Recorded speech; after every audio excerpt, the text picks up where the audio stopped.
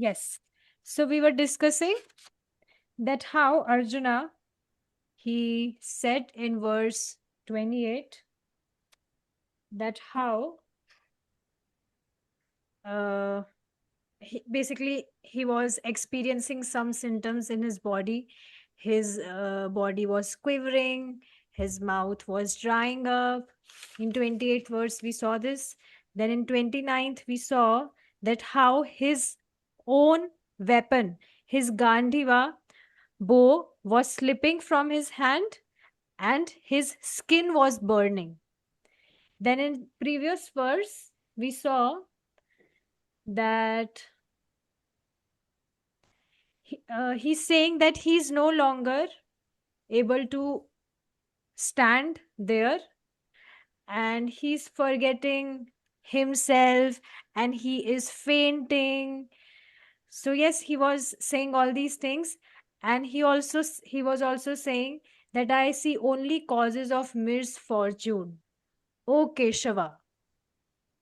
So yes, we saw he was addressing Keshava to Krishna for what reason? Quiz. If you remember, please. Yes, so the term Keshava, it could refer to Lord Brahma and Lord Shiva. In the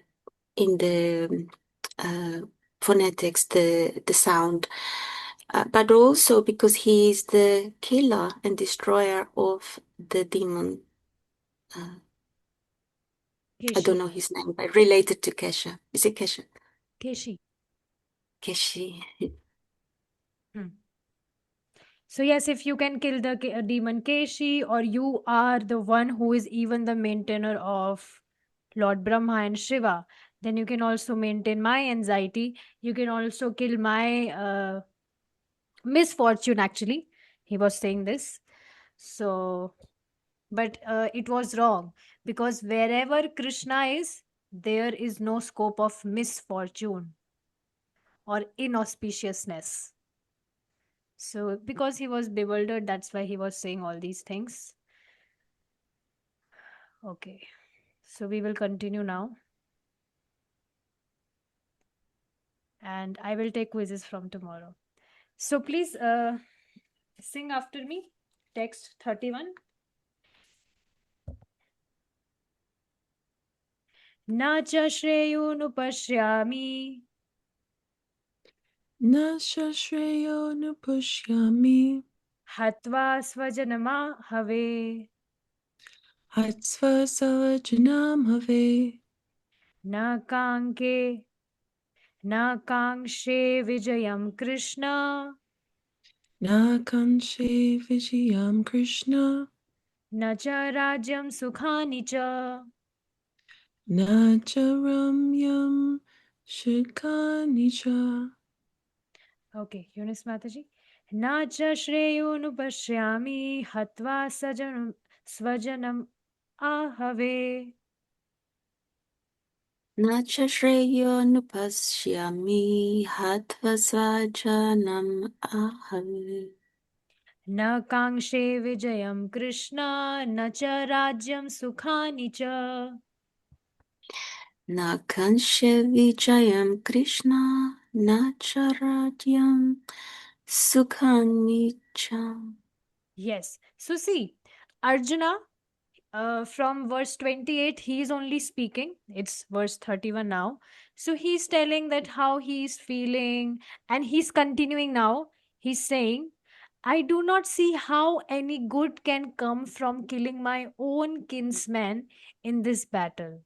Nor can I, my dear Krishna, desire any subsequent victory, kingdom, or happiness. So, in previous verse, we saw that Arjuna, he was thinking that even if I will win, and even if I'll get the kingdom, then also it will be of what use to me, because everyone will die, and even if I'll have the kingdom, then also I'll not be happy, because my own kinsmen, my own loved ones will not be there to relish that, to enjoy that victory.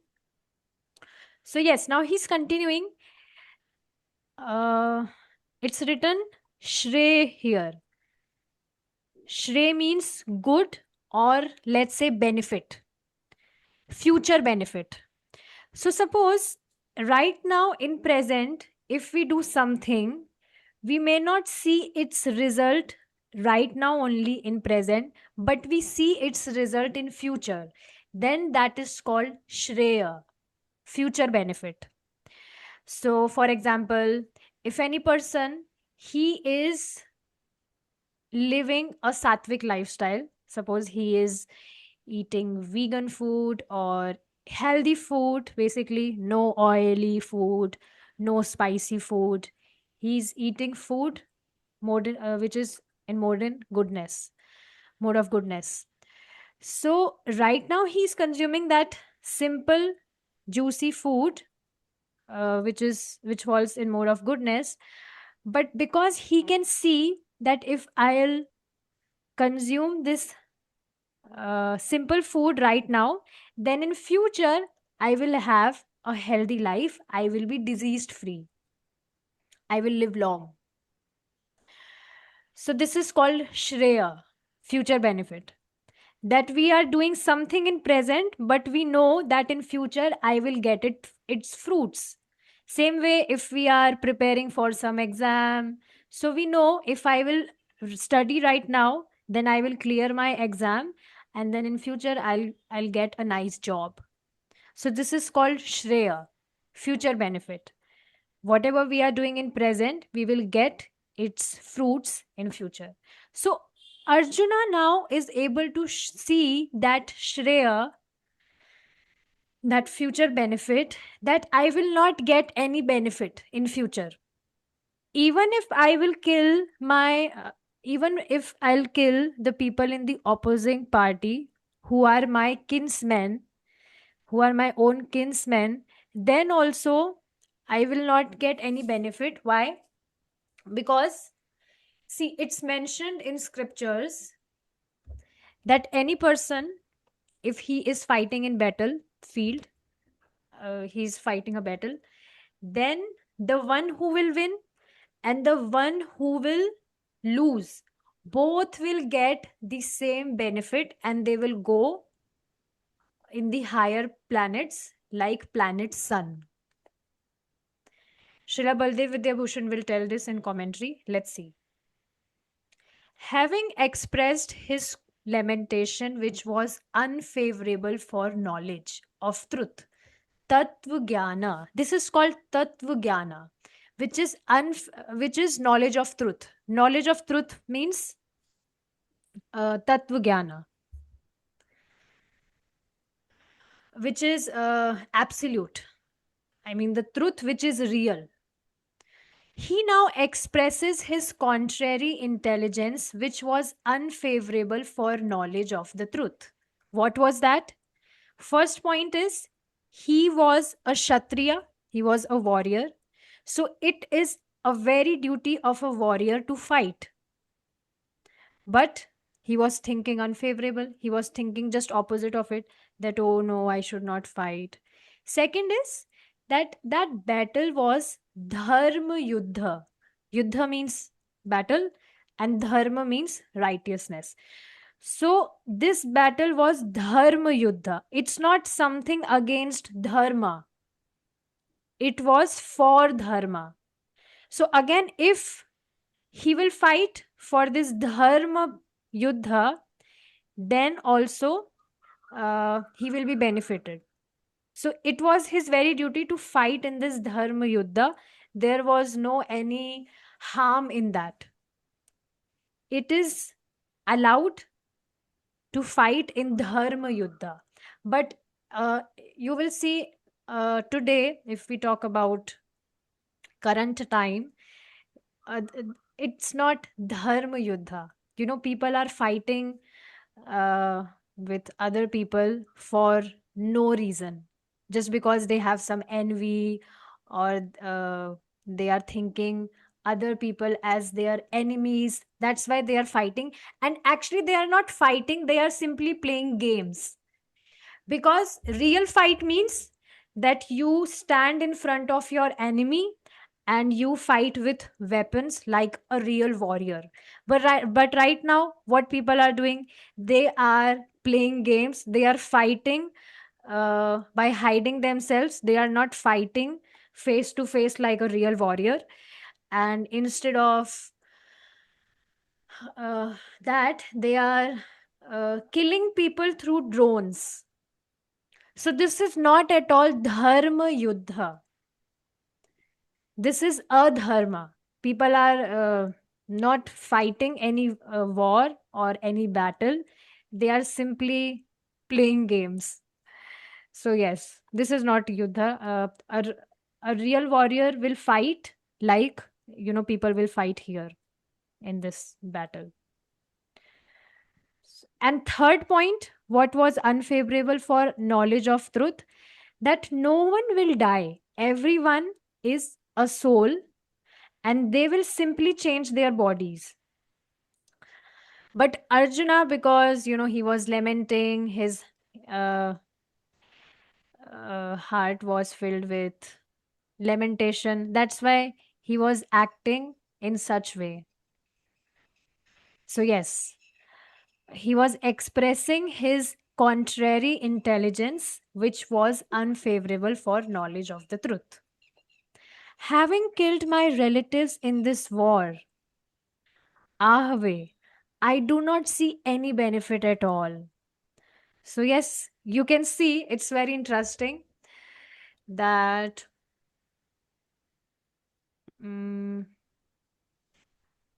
okay, let's just read, then we will see. It's written,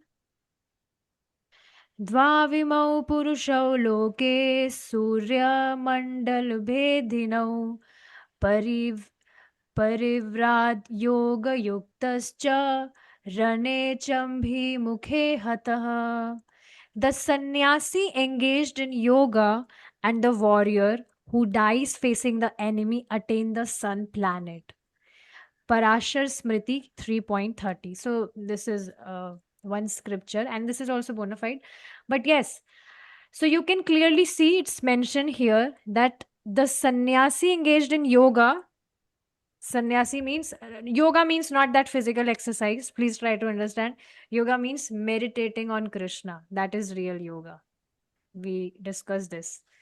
So, yes, a sannyasi means a renounced man who is engaged in meditating upon Krishna, and the warrior who even dies facing the enemy.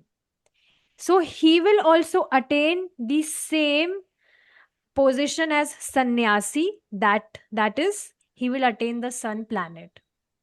Please try to understand that you will get the love of God, you will go back to Godhead only if you serve Godhead directly. Sannyasi, the yoga process which is mentioned here, this is called dhyan yoga, where people, they, although they meditate on God, but they meditate God as Paramatma. They are not meditating on Golok Bihari Krishna. Paramatma is also Krishna, but then also if you remember, we discussed about 3 categories in introduction. Prabhupada told this, and Krishna will also tell this in Bhagavad-gītā in detail, don't worry. But yeah, these people, they meditate on Paramatma. So while they are meditating on Paramatma, so they will not be able to relish that rasa which devotees relish while they are serving Krishna and while they are meditating on the beautiful pastimes of Krishna. So that's why they attain higher planets. So yes, just like sun planet. Now please understand, sun planet, it is definitely higher planet than Earth, and their people have a longer lifespan. They have more facilities for gratifying their senses, and they don't have to work so hard, like people are working here on earth for survival, for job, for paying electricity bills or whatsoever. They don't have to work very hard there. But again, there is one limitation. Can you guess what's that?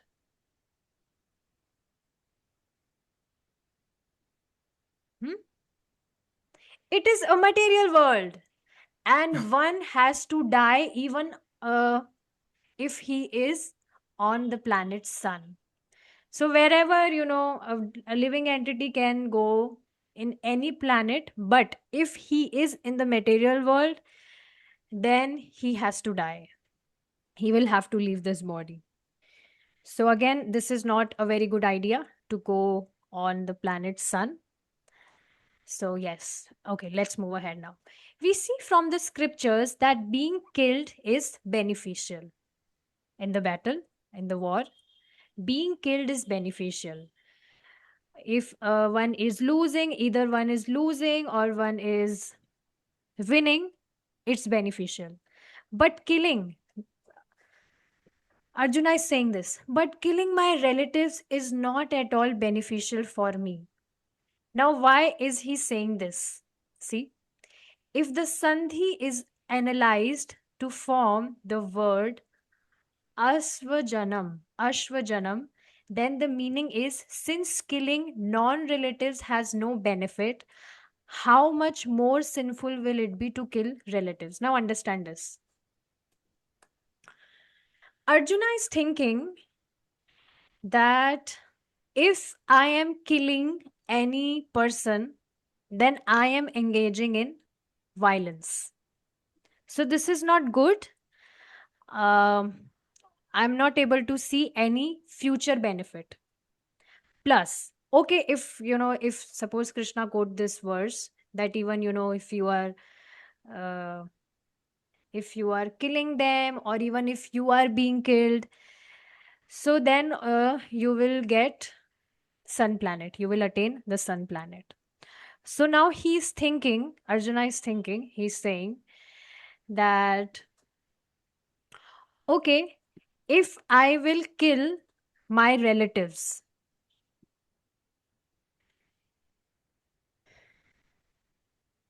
so they are being killed, see it's written, we see from the scriptures that being killed is beneficial. So if suppose I am killing my relatives and they are being killed, so they will get benefit, I will not get anything, I will stay here.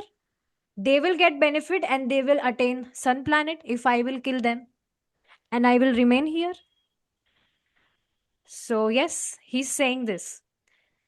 So but suppose Krishna is saying, but you will gain fame, kingdom and wealth. It's okay, if they are being killed, you will kill them, they will attain sun planet and you remain here on the earth. You will gain fame, you will gain kingdom, you will gain wealth. There, these are the visible results of fighting. Krishna is telling this to Arjuna. So you can see, are you getting this? If Arjuna kills the opposing party, all the people, they died, they left, they will attain the sun planet. So Arjuna is saying, so they will be benefited. What benefit will I get? So on this, Krishna is saying to him that you will gain fame, that wow, you are such a great warrior, you killed so many people.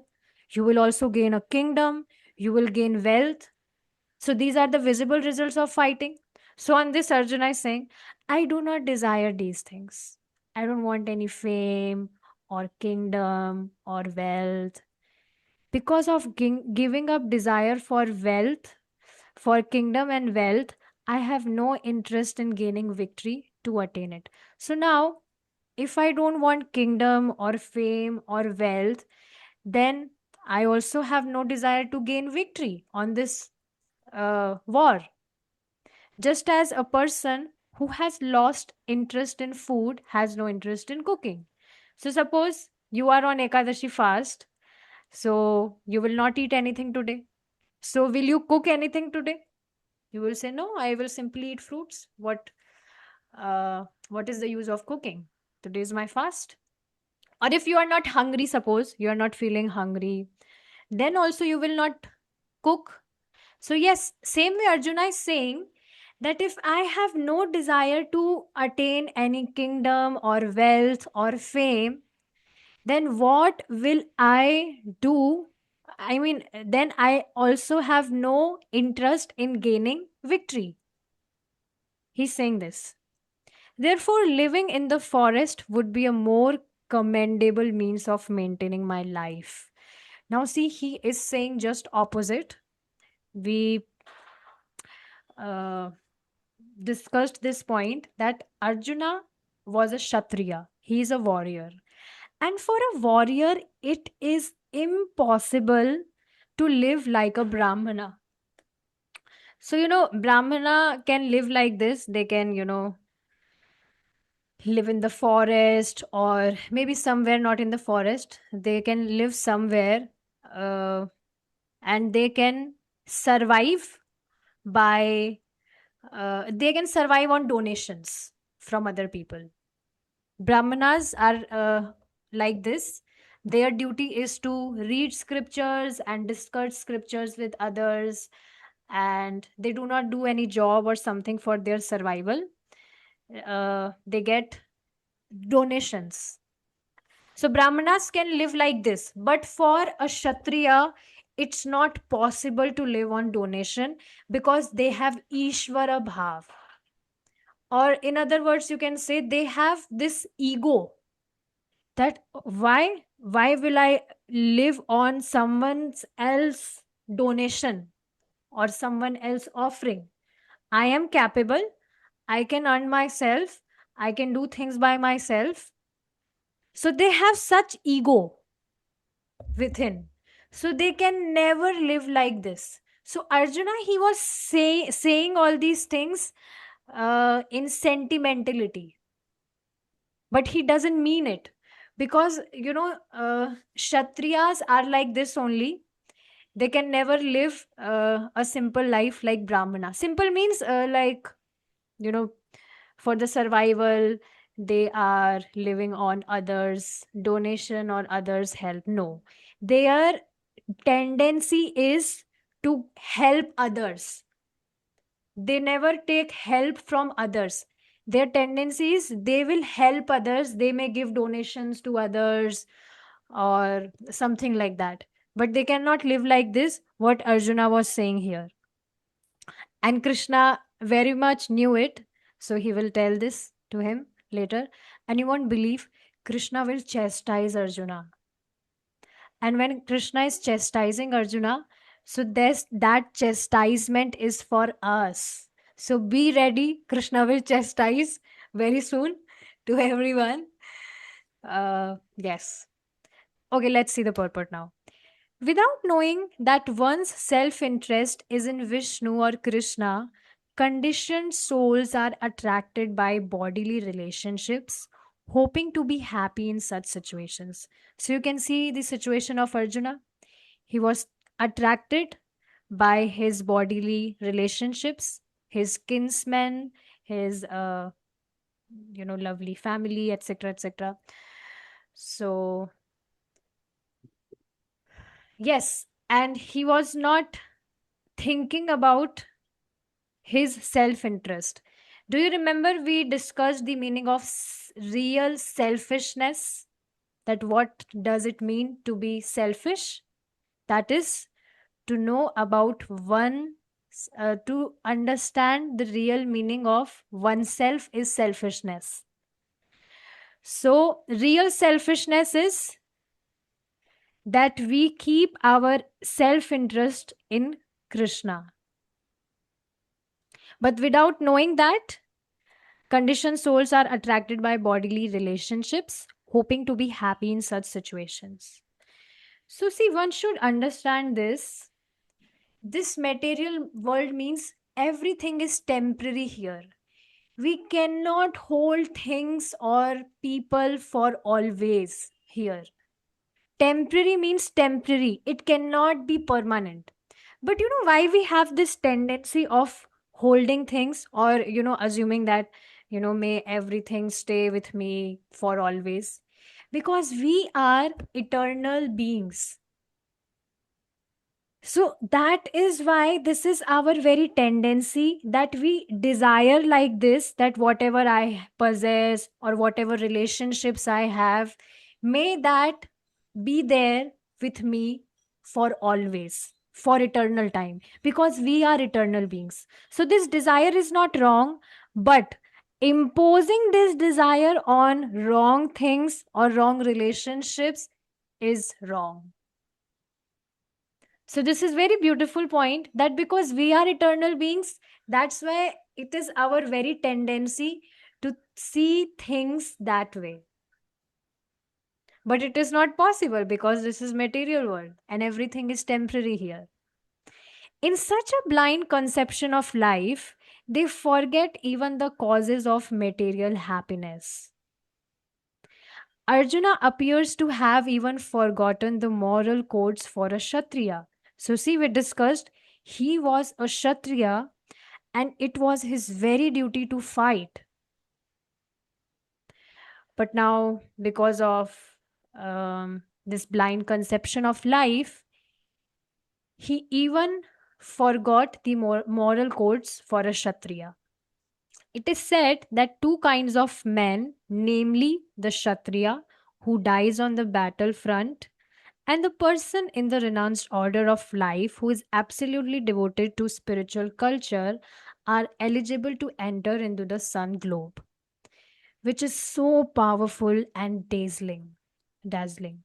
Arjuna is reluctant even to kill his enemies, let alone his relatives. So, yes, those were not enemies. Those were actually enemies, but he was seeing them as his relatives. Now, please understand one more thing. If someone is on the battlefield, then definitely his opposing party will be his enemy in some way. If his opposing party would also be his friend, then he will never fight. So, this is also one point. He thinks that by killing his kinsmen, there would be no happiness in his life, and therefore he is not willing to fight, just as a person who does not feel hunger is not inclined to cook. He has now decided to go into the forest and live a secluded life in frustration. But as a Kshatriya, he requires a kingdom for his subsistence. You can understand this with another example. For example, a person is very opulent. Opulent means externally he has all the material opulences, all the comforts, and now he is so much habitual of living that comfortable life, luxurious life, or let's say. So now if you give him a hut, are you getting a hut? If you give him a hut and you ask him that now you have to spend rest of your life in this hut, so will it be possible for him? Never. So same way it's here. uh, as Kshatriya, he requires a kingdom for his subsistence because the Kshatriya cannot engage themselves in any other occupation. But Arjuna has no kingdom. Arjuna's sole opportunity for gaining a kingdom lies in fighting with his cousins and reclaiming the kingdom inherited from his father, which he does not like to do. That is because of his attachment. Therefore, he considers himself fit to go to the forest to live a secluded life of frustration. So, yes, this is not possible, but then also he's thinking,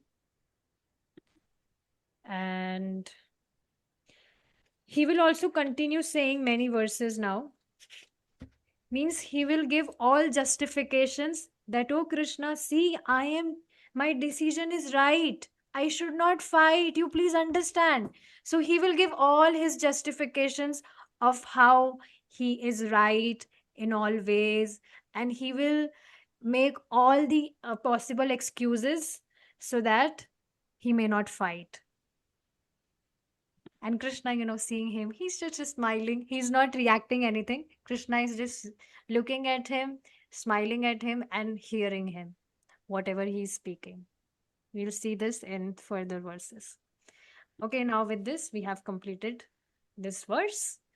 So if you want to add something or whatever you want to ask, please go ahead.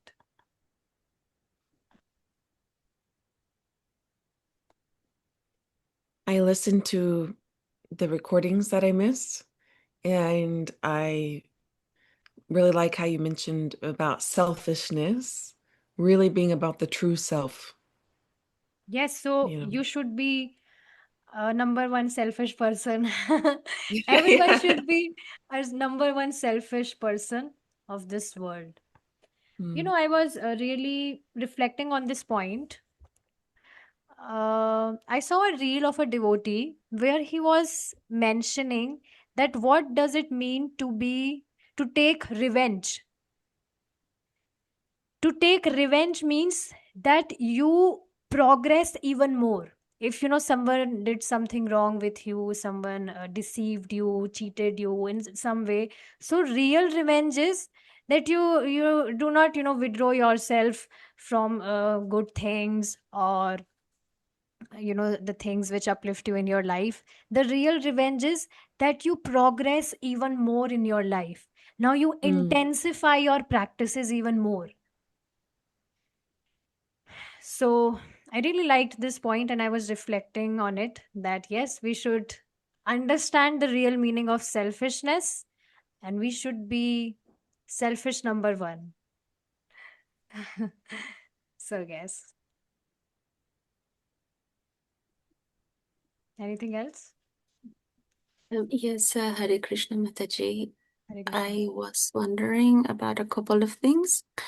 So the word sannyasi came up, and I only understand it as when you are a little bit older in your life and you are retiring, but you're also renouncing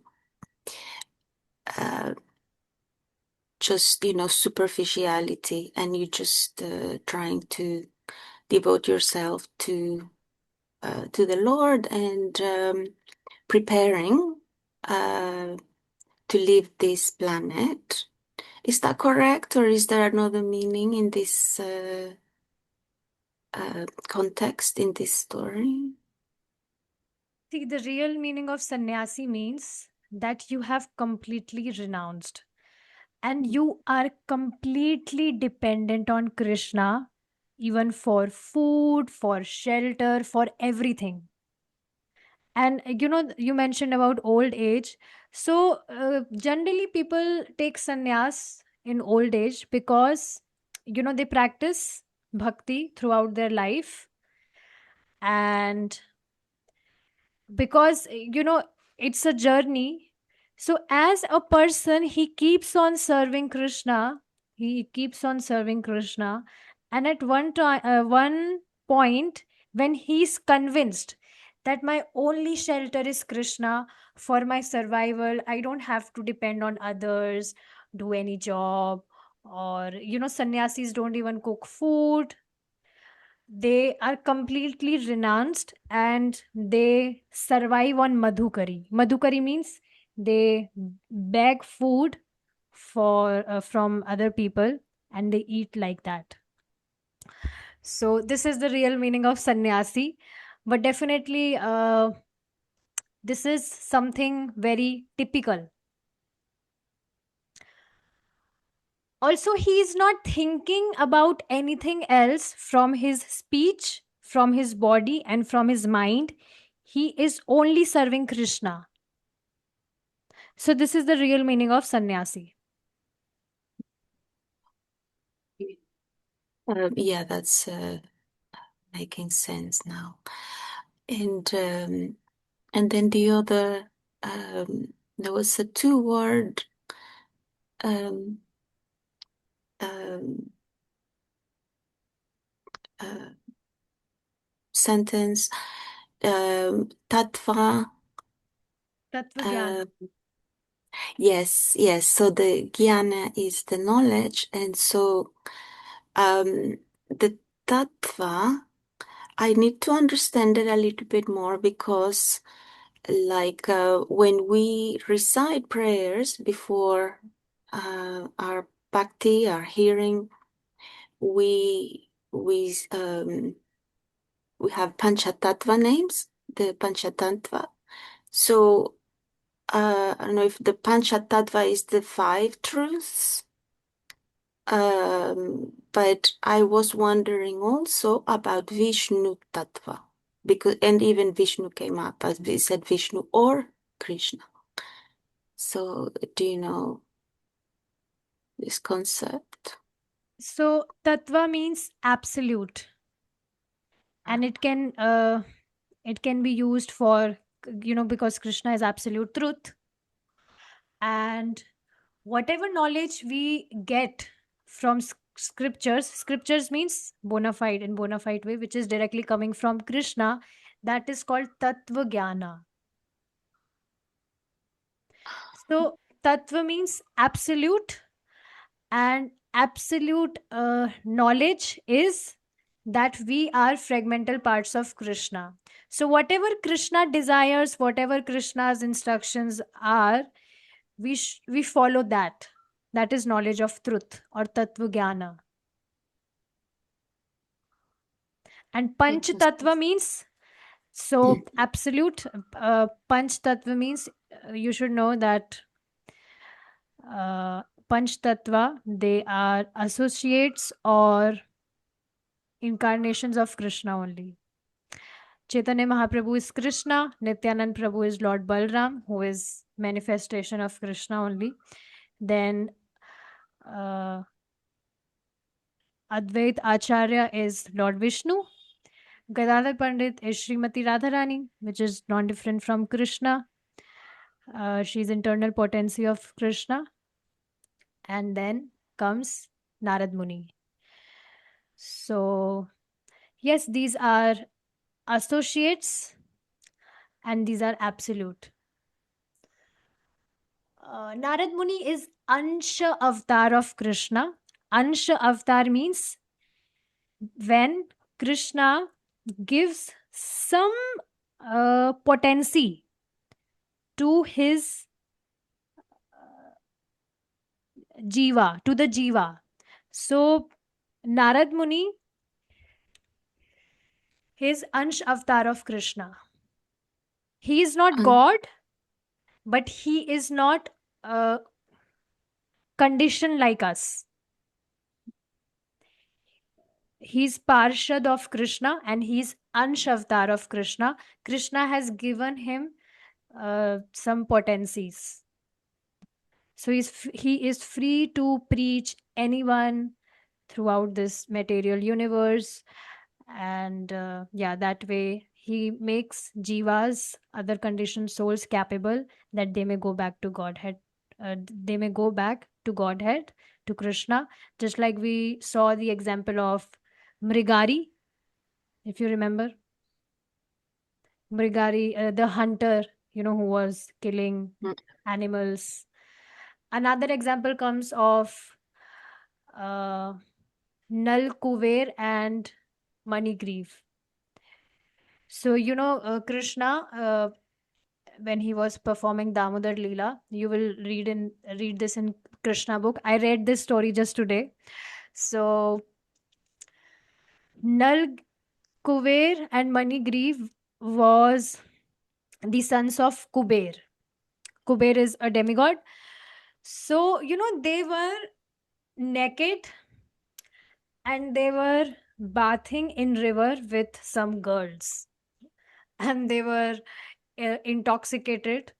So, Narad Muni came there and Narad Muni was little angry on those that, what, this is not, you are not behaving in a cultured way. This is wrong. So he cursed him.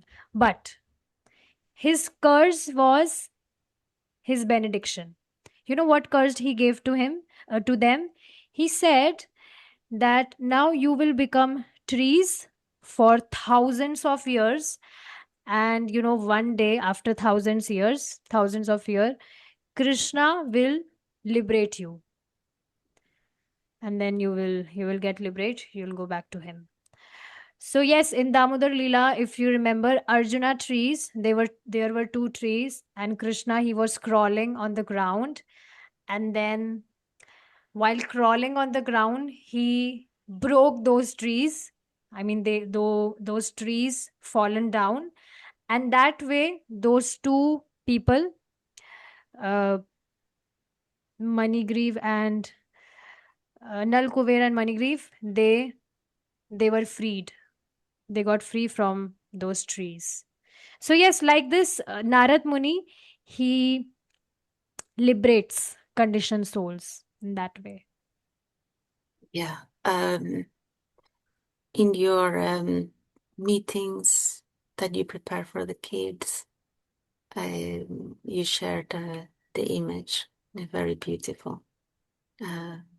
Gopala, baby Krishna, he's just, it's as if by accident, he's just sets them free, and like that mercy.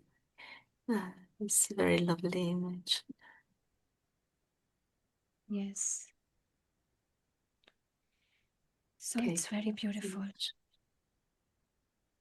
So I hope you understand the meaning of Tattva Jnana. Tattva means absolute, which is truth. Yes.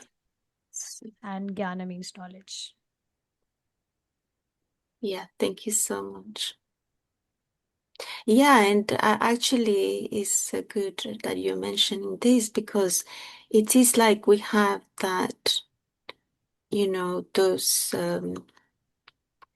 things that are hiding, like a tree, that are, issues and things, and then Krishna, he can pull them away and set them free. We are unnecessarily putting lots of efforts in this world, and we are giving priority to unnecessary things. And the reason behind this, that we are not understanding who we are. We do not deserve to be here in this material world. People in higher planets, upper planets, they laugh on our condition, that how we are, putting lots of efforts for the sake of whatever things here. Our only duty is to serve Krishna and go back to him in this lifetime. I will, conclude the session with one beautiful point which I read today by His Holiness Radhanath Swami Maharaj. He was mentioning that if you observe different species, just like he was talking about birds. So birds know how to fly. They have never joined a flight school to learn how to fly. They know it. It's their nature. Same for tigers. They never learned how to fight, but they know how to fight. So same way, uh, the very tendency of human beings is, because we have elevated consciousness, so our natural tendency is that we understand who we are, and we work on it. We practice our sadhana nicely. We understand our relationship with God nicely, because in this lifetime we can understand it. And yes, we just close this chapter in this life only, and we just go back to him. And please try to understand, by Prabhupada's mercy, we can definitely go back to Krishna in this lifetime only. All we have to do is we put efforts to chant our 16 rounds every day and follow our four regulative principles. And for that, it's necessary that we read about Krishna, understand about Krishna. One more thing Prabhupada mentioned, that any person who practice this process of chanting 16 rounds, following four regulative principles for 12 years, then whatever he will speak, that would be perfect. So I was contemplating on this. Wow. Now, to test it whether this is true or not. It's necessary that we give our 12 years to follow this process nicely. Can you just understand it? Whatever you will speak, that would be perfect, because your consciousness will purify in 12 years so much.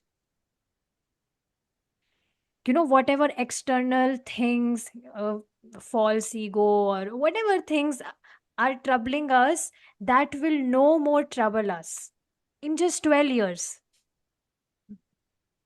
So let's give our 12 years and then see what will happen. So it's really magical. Krishna consciousness is truly magical. And I'm 100% convinced, because I saw visible transformations in my life. And that's why I'm giving my all to convince other people that they also, try to follow this process. Okay, with this, we will stop here now. Thank you so much for your time and your lovely association. We'll meet tomorrow if Krishna is willing. Śrīla Prabhupāda ki Jai. Srimad Bhagavad-gītā ki Jai. Jai. Hare Krishna. Hare Krishna. Bye.